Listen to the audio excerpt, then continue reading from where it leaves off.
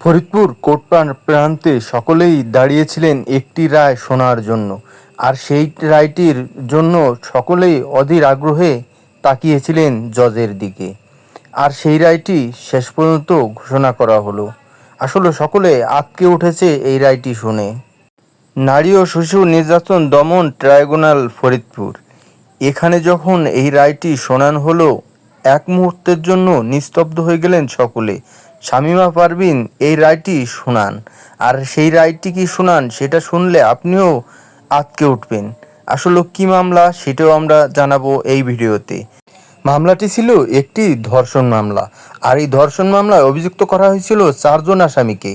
এই 4 জন আসামির মধ্যে 2 জন আসামি কিন্তু বেকসুর খালাস হয়েছে এবং এই 2 জনের বিরুদ্ধে কিন্তু রায় ঘোষণা করা হয়েছে।